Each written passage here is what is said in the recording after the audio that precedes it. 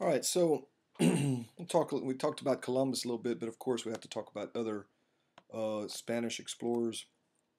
Vasco de Balboa is famous, of course, of being the first European to discover the Pacific Ocean by crossing the Isthmus of Panama. There's a put up a little site here if you want to get some more information about him.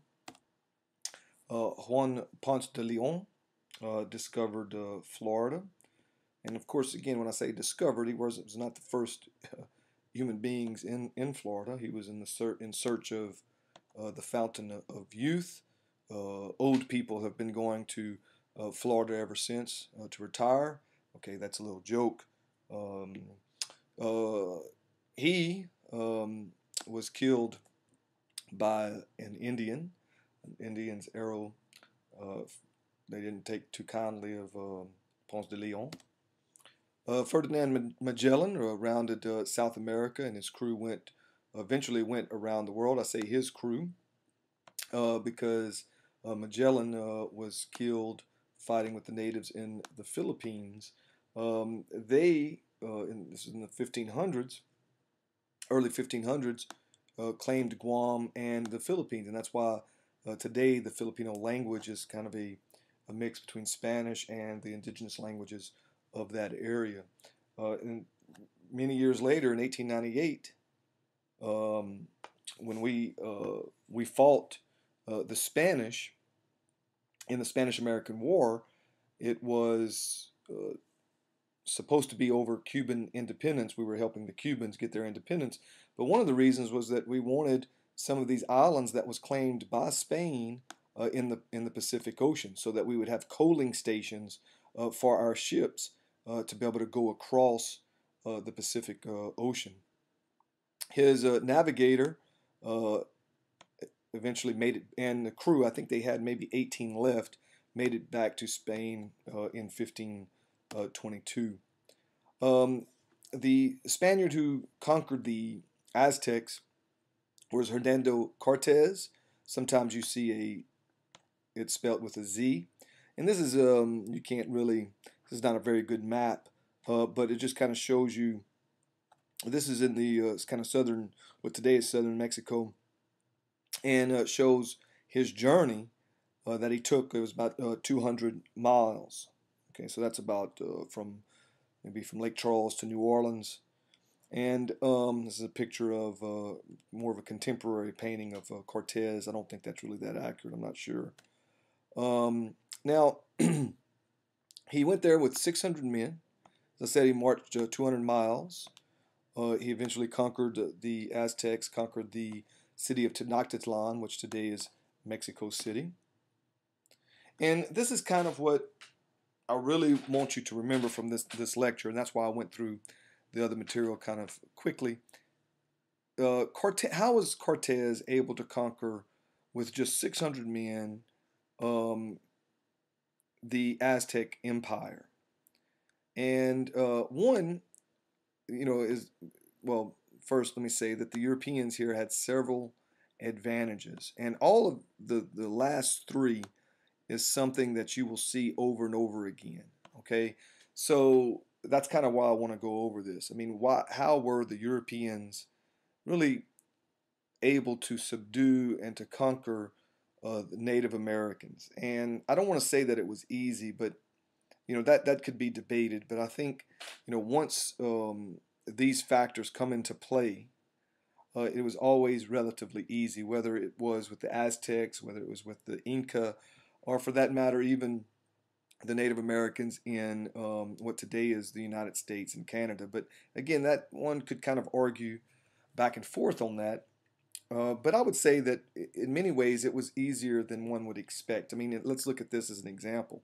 You have 600 men that conquer an entire empire. I mean, the Aztec Empire was not. I mean, this was a civilization, a fairly advanced civilization. In fact, some accounts of Cortez's men talked about, when they wrote about Tenochtitlan, they said they had never seen such splendor in any European city. So how were they able to do this? Well, first of all, they were aided by Indian legend, and this is just more specific to this case. And Cortez's arrival sort of sapped the Aztecs' morale because it kind of, it seemed to fulfill an old Indian legend of a god who was due to return in the form of a white man to conquer the Aztecs. So it was almost kind of like they felt that they lost before they even anything even started.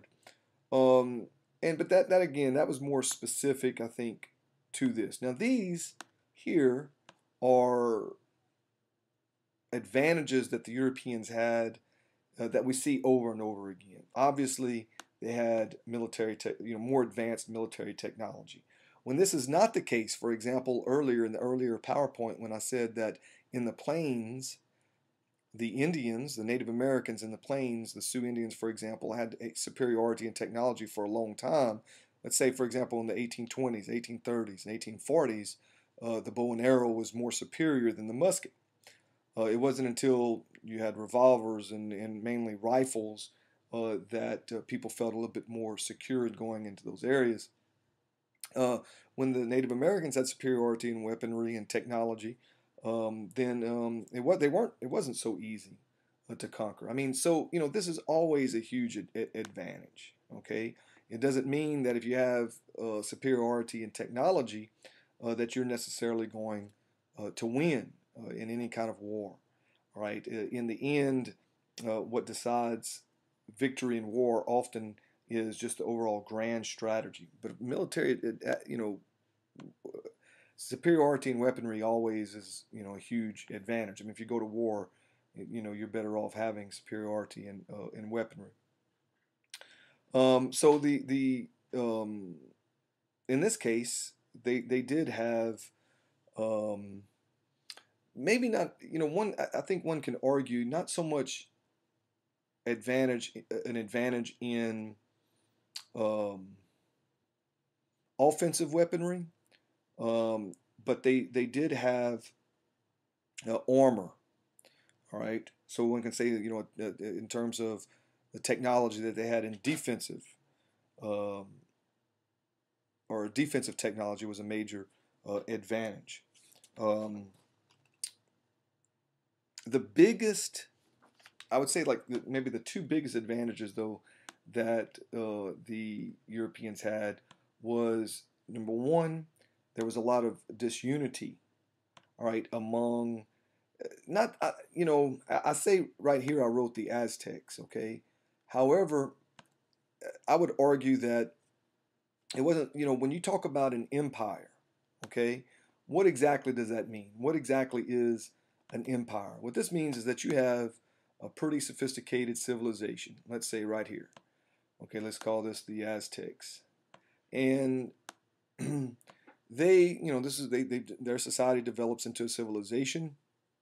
But what they start doing is when you talk about an empire, you start going beyond maybe your natural boundaries, and you take over this group of people, and you mainly exploit this group of people in this area, all right, for their resources so that you can bring it back to, say, the mother country or to your homeland. Then you go over here, you do the same thing, all right, so you can get the resources and bring it back here. Well, obviously the people in this area or in this area, they're not going to really like that. Imagine if somebody came and invaded Cameron Parish, all right, to try to get the oil from that area or whatever. I mean, I don't think they would be very successful. Everybody in Cameron Parish has about 20 or 30 guns at their house, so they probably wouldn't be successful at all. Nonetheless, the people there would not be too happy. Okay, so when Cortez comes over and he starts, taking over the Aztec Empire, it's not like these people are going to help the Aztecs a whole lot. In fact, they often helped Cortez. So, I mean, that, the disunity, and again, I say among the Aztecs, I should say within the Aztec Empire, helped Cortez. And this is something that you see over and over again, really, is that there was a lot of disunity among Native Americans, for example, in North America, so that it was very difficult for them to really um, unite. Look, guys, this is the most important thing, and I'm probably going to ask you this on your first test in several different ways. And this is something that I want you to remember. The biggest advantage that the Europeans had was not the gun, it was not weaponry, it was not the armor that they had. It was the fact that it was the germ. Okay, it was the fact that many Europeans, had immunity to diseases that the Native Americans didn't. Why?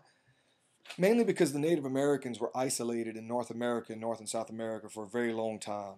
And whereas the Europeans, it was very close to Africa, it's very close to Asia.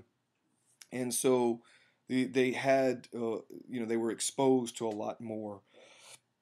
And they developed immunity to a lot of diseases. Whereas um, the Native Americans would often, entire villages would be wiped out. I mean, there were cases in which explorers would simply walk through villages, okay, and when they came back, all right, the entire village was wiped out. And we talk about the end of the world, and I mentioned that Mel Gibson movie Apocalypto, which historically has a lot of flaws, but I think it's a very interesting movie. If you don't like violent movies, however, don't watch it. I mean, it's very violent. Okay, so I'm not encouraging you to watch it if you don't like violent movies.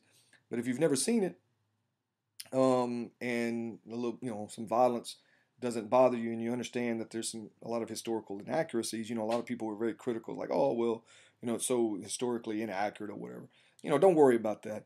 Um, there's still a lot of interesting aspects about that film, and it's called Apocalypto because for the Native Americans, for many Native Americans, when the Europeans arrived, it was the end of the world. And so that's important to remember. So disease was a huge advantage. And more than anything else, this was, out of all these things, this is what was the biggest, I guess, advantage. I mean, it was almost luck, um, I guess, if you want to call it that, or bad luck, depending on your perspective. Certainly bad luck for the Native Americans, that it really enabled Cortez with just 600 men to conquer the Aztecs. If you want to remember that, just like a little deal to remember, um, again, sometimes you see it spelled with an S. I think on another slide I have it with an S, but just think Aztecs, and then you have the Z right here. Francisco Pizarro in 1531 conquered the Inca, which again was like on the western coast of South America.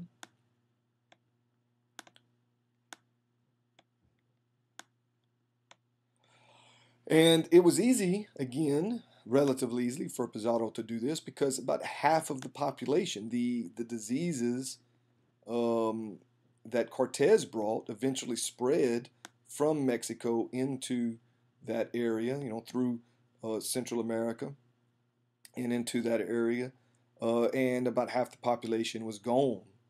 So again, that just kind of highlights what I mentioned before. And that concludes the lecture.